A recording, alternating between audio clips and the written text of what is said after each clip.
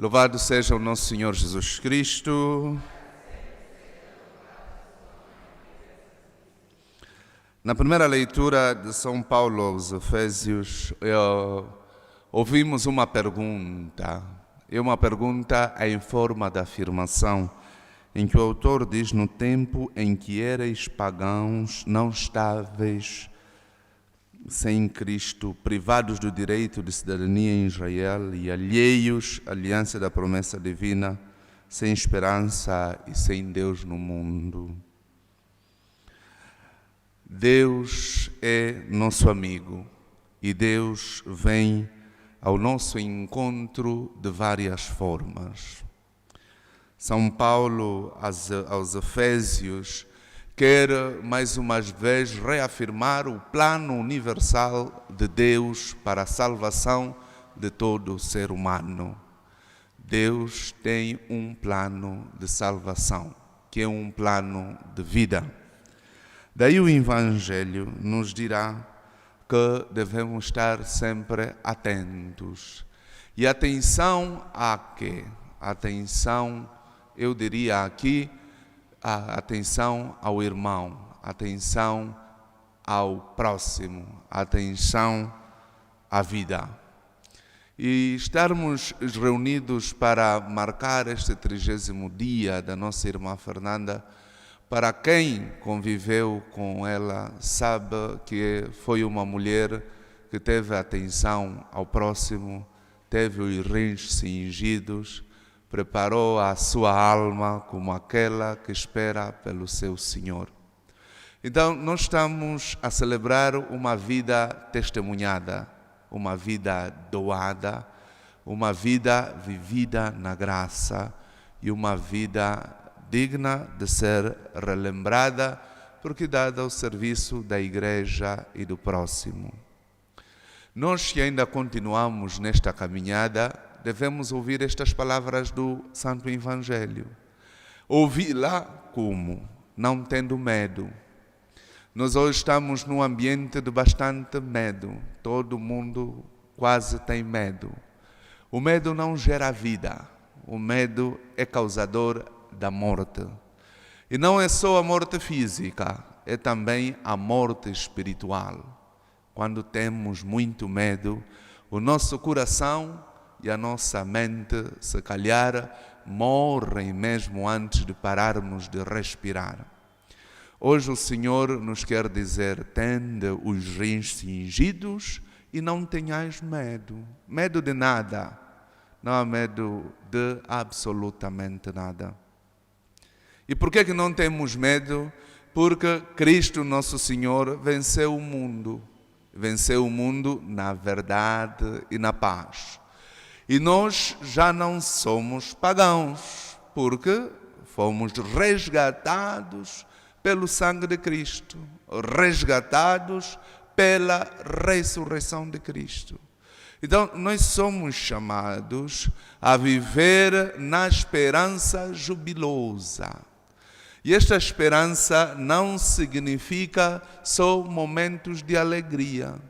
A esperança também é tortuosa. A esperança também tem dores. A esperança também tem doença. A esperança também tem morte. Como neste caso, a família de sangue da nossa irmã Fernanda e nós que somos da sua família religiosa e todas as outras intenções que aqui marcamos, sofremos no coração, sofremos na verdade esta perca, mas somos da esperança e não viveremos com medo. O medo é curiosamente das forças que mais dominam a humanidade. E uma pessoa, quando tem muito medo, não é livre para pensar. Imagino eu que quem tem medo, até na hora da morte, não pensa em Deus, não pensa em Jesus, porque tem medo. Não. O medo não liberta, o medo escraviza. Quando tende os rins cingidos e as lâmpadas acesas, sede como homens que esperam seu Senhor ao voltar do casamento, esta é a imagem de um segurança que espera pelo seu Senhor, é a imagem da liberdade que nos vem do coração, da convicção de que qualquer coisa que nos aconteça, nós teremos amparo em Cristo nosso Senhor. Nós, estes dias, apreciamos a dor de muitas famílias, em função das circunstâncias em que vivemos. De várias formas, de várias maneiras. Antes falávamos desta coisa de Covid, nós hoje celebramos uma morte vítima deste mal. Falávamos desta doença de longe. Hoje está nas nossas casas. Hoje temos as suspeitas. Hoje, variadíssimas vezes, até temos a doença vivida de forma psicológica, antes mesmo que se torne física. Hoje temos membros próximos dos nossos familiares que estão a viver, mas não tenhamos medo, porque o medo não é um medicamento, o medo não cura, o medo antes atrapalha a cura, o medo antes limita o nosso cérebro de reagir de maneira positiva para a nossa transformação. Então, que o Senhor, nosso Deus, que nos convoca e que nos manda a orar e vigiar, nos dê a força e a graça de o podermos confiar. Como disse há pouco tempo também, confiança em todas as circunstâncias.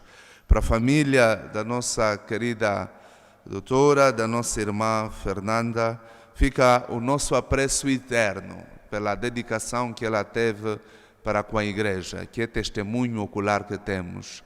Para os filhos, fica o nosso agradecimento por esta mãe que partilhamos e que junto de Deus, ela por todos nós interceda. E nós que ainda caminhamos nesta terra, tenhamos a firme convicção que Deus para nós tem um projeto de vida.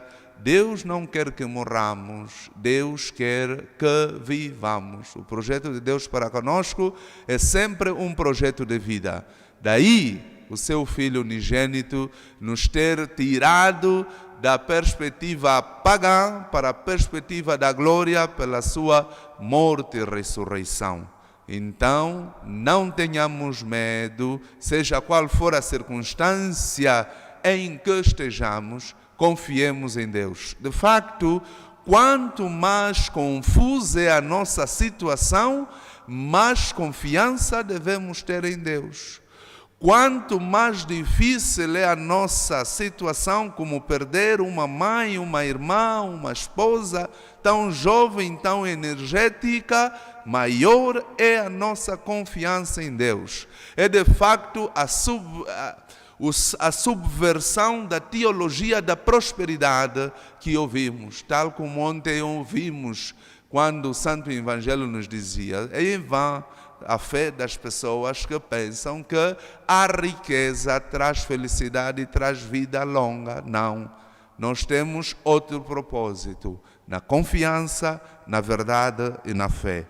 Então, continuemos confiantes, continuemos a vigiar. Este Senhor que anuncia a paz ao seu povo, este povo somos nós. É paz verdadeira e paz do coração. Então, tenhamos força, tenhamos fé, tenhamos a capacidade de oração e intercessão, porque é pela intercessão que o mundo se salva. Que assim seja.